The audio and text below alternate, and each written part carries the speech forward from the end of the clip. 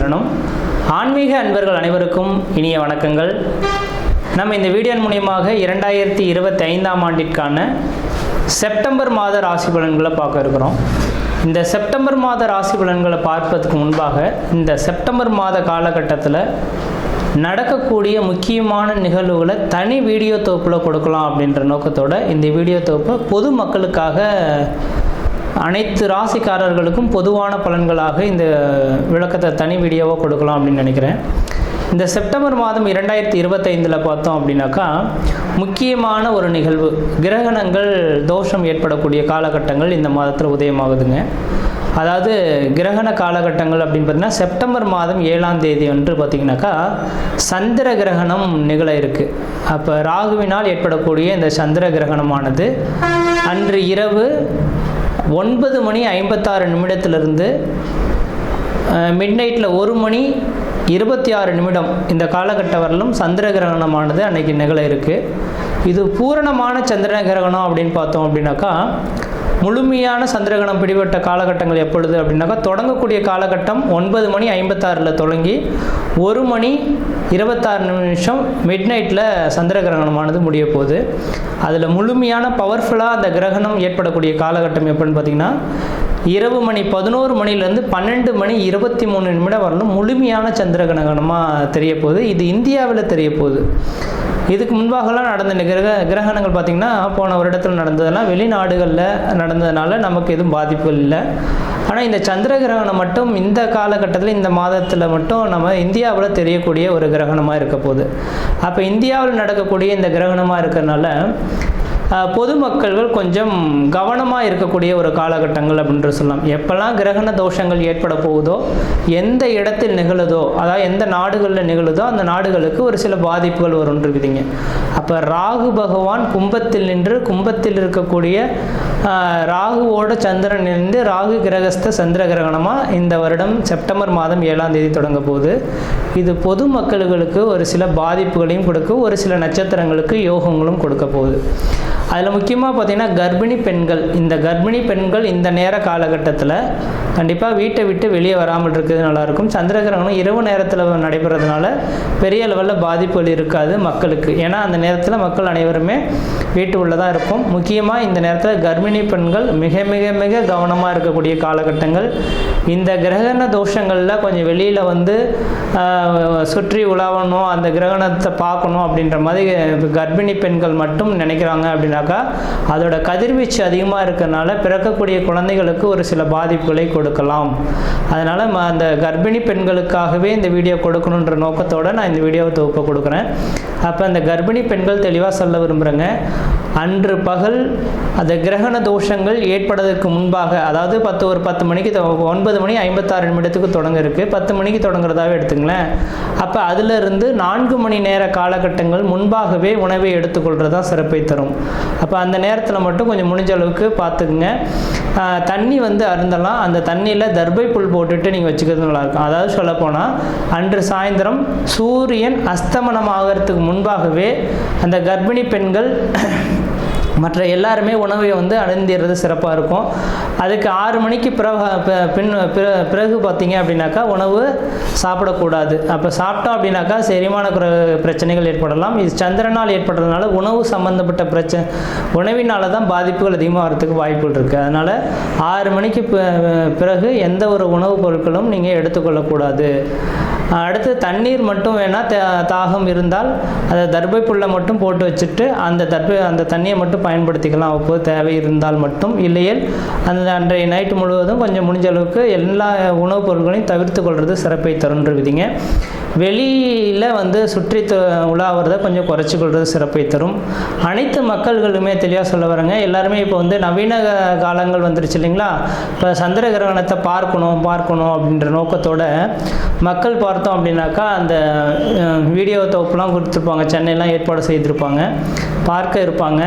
அது முடிஞ்ச அளவுக்கு பார்த்தீங்க அப்படின்னாக்கா நான் குறிப்பிட்ட நட்சத்திரக்காரங்கள் மட்டும் அந்த மாதிரியான தொகுப்புகளுக்கு போகாமல் இருக்கிறது தான் விசேஷத்தை கொடுக்கும். அதாவது கும்ப வீட்டில் நடக்க இருக்குது. இந்த கும்ப வீட்டில் இருக்கக்கூடிய சதயம், பூரட்டாதி, உத்திரட்டாதி சதயம், பூரட்டாதி, உத்திரட்டாதி இந்த 3 நட்சத்திரக்காரர்களும், புனர்பூசம், விஷாகம் மொத்தம் இந்த 5 நட்சத்திரக்காரர்களும் கம்பல்சரி வெளியில் வராமல் இருந்துக்குங்க. கர்ப்பிணி பெண்கள் எப்படி இருக்கணுமோ அதே போல் சதயம், பூரட்டாதி, உத்திரட்டாதி, புனர்பூசம், விஷாகம் இந்த 5 நட்சத்திரக்காரர்களும் கர்ப்பிணி பெண்களும் அந்த நேர காலகட்டத்தில் வெளியில் வராமல் இருக்கிறது தான் சிறப்பை தரும். அவர்களுக்கு முழுமையான அந்த ஏன்னா அதோட அவங்களோட 1-5-9 அதோட கனெக்டிவிட்டியில் தான் இந்த ராகு கிரகஸ்த சந்திர கிரகணமானது தொடங்க இருக்குது. அதனால் இந்த நபர்களுக்கு மட்டும் பாதிப்புகள் அதிகமாக இருக்கும். இவர்கள் வெளியில் வராமல் இருக்கிறது விசேஷத்தை கொடுக்கும். மற்ற நபர்கள் வெளியில் போகலாம். அதே போல் வயது மூத்தவர்கள் 60 வயதுக்கு மேற்பட்ட நபர்களும் வெளியில் வராமல் இருக்கிறது விசேஷத்தை கொடுக்குன்ற விதிங்க. இது அப்போ அந்த நேர காலகட்டத்தில் இந்த கிரக காரகத்துவம் பெரிய லெவலில் பாதிப்பை தராத மாதிரி உங்களுக்கு தெரியலாம். அந்த கிரகண தோஷங்கள் ஏற்பட்டு அடுத்த 40 நாட்களுக்கு பிறகு தான் அதோட பாதிப்புகள் கொஞ்சம் அதிகரிக்கிறத பார்க்க முடியும். இப்போ உடல் ரீதியான தொந்தரவுகளை ஏற்படுத்தலாம். உணவு குழாய் சம்மந்தப்பட்ட பிரச்சனைகள் இந்த நபர்களுக்கு வரலாம். அதனால் கொஞ்சம் கவனமாக இருங்க. இந்த நட்சத்திர நான் சொன்ன இந்த 5 நட்சத்திரக்காரர்களும் மறுநாள் பார்த்தீங்க அப்படின்னாக்கா காலையில் எழுந்து பச்சை தண்ணியில் குளிச்சுட்டு விநாயகர் கோயிலுக்கு போயிட்டு அர்ச்சனை பண்ணிட்டு வர்றது விசேஷத்தை கொடுக்குங்க. ஏன்னா ராகு கேதுவின் கண்ட்ரோலை பண்ணக்கூடிய சக்தி விநாயகர் பெருமானுக்கு மட்டுமே உண்டு. அப்போ மறுநாள் செப்டம்பர் 7ஆம் தேதி நைட்டு இந்த கிரகணம் தொடங்க இருக்குது. செப்டம்பர் 8ஆம் தேதி அன்று பார்த்தீங்க அப்படின்னாக்கா விநாயகர் கோயிலுக்கு போயிட்டு குளிச்சுட்டு நல்லெண்ணெய் தீபம் போட்டு வழிபாடு செய்துட்டு வந்தீங்க. இந்த 5 நட்சத்திரக்காரர்கள் வழிபாடு செய்துட்டு வந்தால் இதனால் தோஷங்களை கண்ட்ரோல் பண்ணக்கூடிய சக்தி விநாயகருக்கு உண்டு. ஏன்னா ராகு கேதுவின் 2 கிரகத்தையுமே அடக்கக்கூடிய சக்தி இந்த விநாயகருக்கு இருக்கிறனால அவரோட சொல்லுக்கு கட்டுப்படுறதுனால இந்த 5 நட்சத்திரக்காரர்களும் வழிபாடு செய்து கொள்வது மிகப்பெரிய விசேஷத்தை கொடுக்குன்ற விதிங்க. அதே வேளையில் மற்ற ராசிக்காரர்கள் பெரிய லெவலில் பாதிப்புல எதுவும் தடாதுன்ற விதிங்க. அது இந்த கிரகணம் தொடங்கிடுச்சு அப்படின்னாவே அடுத்த அந்த இப்போ ஒவ்வொரு கிரகணமும் பார்த்தீங்கன்னாக்கா லாஸ்ட் இயர்லாம் 2-3 கிரகணங்கள் தொடங்கினது. ஆனால் இந்தியாவில் தெரியலை, அதனால் நமக்கு பாதிப்பு இல்லை. அப்போ எந்த நாடுகளில் கிரகணம் ஏற்படுதோ அந்த நாடுகள் கிரகணம் தொடங்கி அடுத்த கிரகண தோஷங்கள் உண்டாகக்கூடிய காலகட்டம் வரலும் ஒரு சில பாதிப்புகளை கொடுக்கும். அப்போ ராகுவினால் இந்த நேரத்தில் தொடங்கிறதுனால கடல் சீற்றங்கள், ஏன்னா சந்திரனோட அமைப்பில் இருக்கனால நீர் சம்பந்தப்பட்ட விஷயங்கள் கடல் சீற்றங்கள் ஏற்படலாம். அதாவது கடல் அலைகள் பூகம்பங்கள் ஏற்படக்கூடிய விஷயங்கள். அதே போல் பார்த்திங்கனாக்கா அந்த நெருப்பினால் பாதிப்பு, விமான விபத்துக்கள், இது மாதிரியான ஒரு சில பாதிப்புகள் ஏற்படுத்துறதுக்கான வாய்ப்புகள் உண்டு. மக்கள் அதுக்கு பின்னர் பார்த்தீங்க அப்படின்னாக்கா முக்கியமாக அடுத்ததாக மழை காலங்களும் தொடங்க இருக்குது இல்லைங்களா.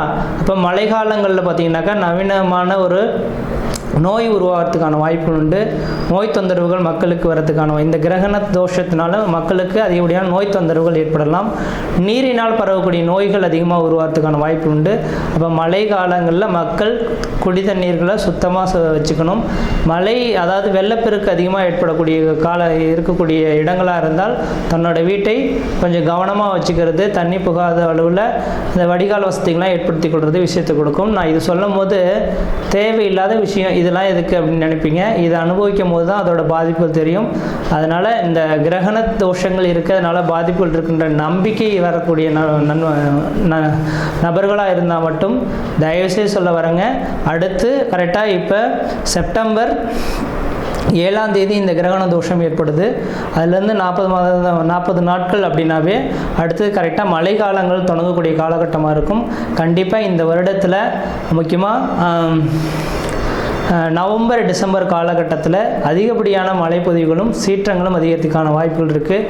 மக்கள் கவனமாக இருக்குங்க. அதுக்காக தான் இந்த வீடியோ தொகுப்பு கொடுத்துருக்கேன். மற்ற விதத்தில் எந்த தோஷங்கள் பாதிப்பு கிடையாது. தெளிவாக சொல்லக்கூடிய கருத்துக்கள் கர்ப்பிணி பெண்களும்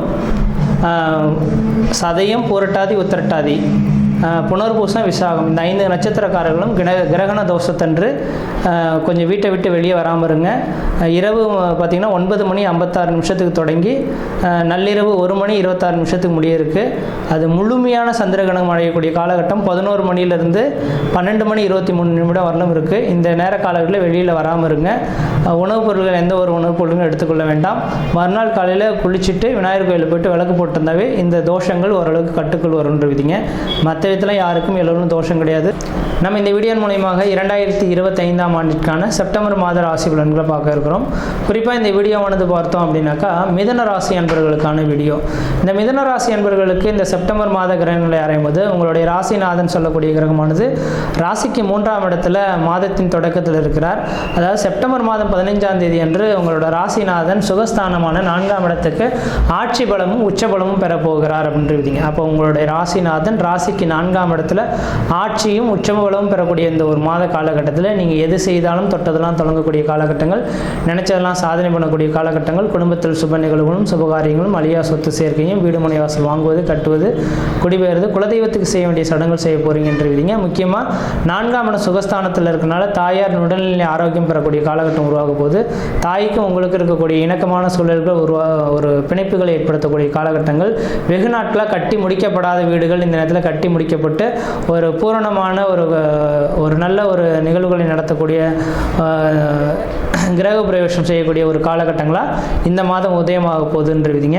அதே வேளையில் பார்த்தீங்கன்னாக்கா இந்த மாத காலகட்டத்தில் செப்டம்பர் மாதம் 7ஆம் தேதி அன்று கிரகண தோஷங்கள், சந்திர கிரகண தோஷம் ஏற்பட போகுதுங்க. அப்போ இந்த ராசியில் இருக்கக்கூடிய புனர்பூஷ நட்சத்திரக்காரர்கள் மட்டும் கொஞ்சம் பரிகாரங்கள் செய்து கொள்ளணும். இந்த மாத காலகட்டத்தில் அதிகப்படியான டிராவலிங் செய்யாமல் இருக்கிறது விஷயத்தை கொடுக்கும். நீர் சம்பந்தப்பட்ட விஷயங்களுக்கு கடல்களில் குளிக்கிறது அல்லது அந்த நீர்வீழ்ச்சிக்கு போயிட்டு வர்றது, மலை பிரதேசங்கள் போயிட்டு வருது, இந்த அமைப்புகள் மட்டும் இந்த மாதத்தில் கொஞ்சம் தவிர்த்து கொள்வது விசேஷத்தை கொடுக்கும். ஏன் என்ன காரணம்னாக்கா ஒரு 5 நட்சத்திரக்காரர்களுக்கு ஒரு சில பாதிப்புகள் இருக்குது. அதில் முக்கியமாக மிதுன ராசி என்பவர்களுக்கு மிதுன ராசியில் இருக்கக்கூடிய புனர்பூச நட்சத்திரக்காரர்களுக்கு ஒரு சில பாதிப்புகள் இருக்கிறதுக்கான வாய்ப்புகள் இருக்குது. அதனால் இந்த நேரத்தில் மட்டும் கொஞ்சம் எச்சரிக்கையாக இருங்க. இதுக்கு பரிகாரங்களாக என்ன செய்யலாம் அப்படின்னாக்கா செப்டம்பர் 7ஆம் தேதி நள்ளிரவு இந்த கிரகண தோஷம் ஏற்பட போகுதுங்க. மறுநாள் காலையில் விநாயகர் கோயிலுக்கு போயிட்டு ஒரு அர்ச்சனை செய்துட்டு வர்றது மிகப்பெரிய விசேஷத்தை கொடுக்குன்றீங்க. மற்ற விதத்தில் உங்களுக்கு எந்த விதத்துலையும் தோஷங்களோ பாதிப்புகளோ சொல்கிறதுக்கான வாய்ப்புகள்லாம் இந்த மாத காலகட்டத்தில் கிடையாது. மற்ற நட்சத்திரக்காரர்கள் மிருகசீரிடம், திருவாதிரை இந்த 2 நட்சத்திரக்காரர்களுக்கும் எல்லோரும் பாதிப்புகளை ஏற்படுத்தாது. ஏன்னா அது 1-5-9 கனெக்டிவிட்டியில் புனர்பூசம் ஏற்பட்டதுனால அவங்களுக்கு மட்டும் பாதிப்புகள் இருக்கும். மற்ற மிருகசீரிடம், திருவாதிரை நட்சத்திரக்காரர்களுக்கு இந்த மாத காலகட்டத்தில் அதிர்ஷ்டங்களையும் அனுபவிக்கக்கூடிய ஒரு காலகட்டமாக இருக்க போதுங்க. என்ன காரணம்னாக்கா கிரகண தோஷங்கள் ஏற்படும் காலகட்டத்தில் ஒரு சில நட்சத்திரக்காரங்களுக்கு அதிர்ஷ்ட வாய்ப்புகளை கூடி வரும்ன்றீங்க. அப்போ குரு ராகு இணைவு ஏற்பட்டதுனால முக்கியமாக அதில் திருவாதிரை நட்சத்திரக்காரர்கள் யாராக இருந்தாலும் இந்த நேரத்தில் மிகப்பெரிய ஒரு அதிர்ஷ்டத்தை சந்திக்க போகிறீங்க. இந்த மாத காலகட்டத்தில் தான் உங்களோட தொழில் வளர்ச்சி பெறப்போகுது, தொழில் மூலிமா லாபங்கள் பெறப்போகுது. நீங்கள் எது நினைக்கிறீங்களோ அது கண்முன்னே நடக்கக்கூடிய காலகட்டம் உருவாகுன்றீங்க. இது வெகு நாட்களாக இது நடக்கலையே இது நடக்குமா அப்படின்ற மாதிரி எதிர்நோக்கி காத்திருக்கக்கூடிய விஷயங்கள் திடீர்னு உங்களுக்கு நல்லது நடைபெறதுக்கான வாய்ப்புகள் உண்டு. வெகு நாட்களான கோர்ட்டு கேஸ் வழக்குகள் கூட இந்த மாத காலகட்டத்தில் உங்களுக்கு சாதகமான ஒரு சூழல்கள் ஏற்படுறதுக்கான வாய்ப்புகள் இருந்துகிட்ருக்கு. அதனால் இந்த மாத காலகட்டம் உங்களுக்கு அதிர்ஷ்டம் நிறைந்த மாத காலகட்டமாக இருக்குது. உங்களோட முயற்சிகளை எல்லாமே நீங்கள் பயன்படுத்துங்க. தொழில் சார்ந்த விஷயங்களில் சொந்தத்தில் இருந்துட்டிங்கன்னா சொந்தத்தில் நல்லா விரிவுபடுத்தணும்னு நினச்சா இந்த நேரத்தில் விரிவுபடுத்த ஆரம்பிங்க. என்னைக்கே யார்கிட்டே பணகாசுகள் கொடுத்திருந்தாலும் இந்த நேரத்தில் வட்டி முதலமாக கிடைக்கக்கூடிய ஒரு காலகட்டம் உருவாகும். உங்களுக்கும் சமுதாயத்துக்கும் ஒரு இணக்கமான சூழல்கள் ஏற்படலாம். இந்த நேர காலகட்டத்தில் திடீர் பதவி உயர்வுகள் ஏற்படலாம். ஒருவேளை இந்த நேரத்தில் இந்த கிரகண தோஷம் செப்டம்பர் 7ஆம் தேதி தொடங்கியிருக்குன்னு சொன்னேன் இல்லைங்களா? அப்போ ஒரு சிலருக்கு பார்த்தீங்கன்னா உயர்ந்த பதவி பொறுப்புகள் இருக்கக்கூடிய நபர்களுக்கு தான் இந்த தோஷத்தினால பதவி நீக்கம் பெறலாம் அல்லது அவங்களுக்கு உடல் ரீதியாக பாதிக்கப்படலாம். முக்கிய பொறுப்புகள் மற்றவர்களுக்கு கொடுக்கப்படலாம். அப்படிப்பட்ட பொறுப்புகள் எல்லாமே இந்த மிருகசீரிடம், திருவாதிரை நட்சத்திரக்காரர்களுக்கு கிடைக்கிறதுக்கான வாய்ப்புகள் அதிகமாக இருந்துகிட்ருக்கு. அது மாதிரி ஏதாவது அரசியல் ரீதியான பொறுப்புகள் வந்தால் இந்த ராசிக்காரர்கள் தயவு செய்து விட்டுவிட வேண்டாம். உங்களுக்கு அதோட அனுபவம் இல்லை அப்படின்னாலும் கூட கொஞ்சம் அதுக்கான முயற்சிகளை நீங்கள் எடுத்து பண்ணிக்கலான்ற மாதிரி பொறுப்புகளை ஏற்றுக்கொண்டால் உங்களோட வாழ்க்கையில் வளம் பெறக்கூடிய ஒரு காலகட்டம் உருவாகுன்றீங்க.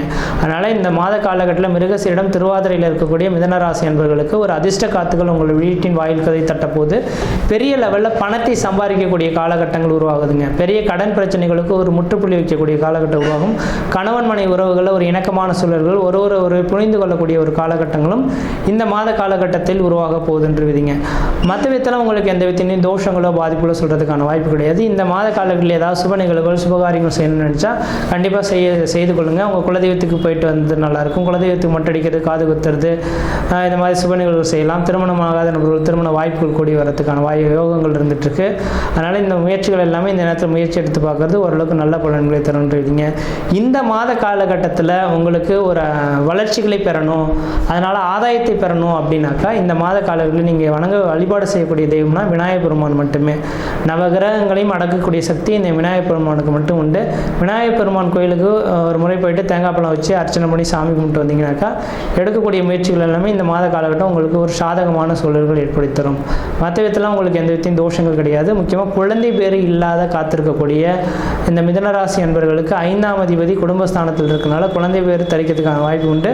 இந்த நேர காலகட்டத்தில் உங்கள் குலதெய்வ கோயிலுக்கு போயிட்டு இருந்தீங்கன்னா குழந்தை பேர் இந்த மாதத்திலே கருத்தரிக்கிறதுக்கான வாய்ப்பு உண்டு. முயற்சி எடுத்து பாருங்கள், கண்டிப்பாக வெற்றி பெறுவீங்கள். நன்றி, வணக்கம்.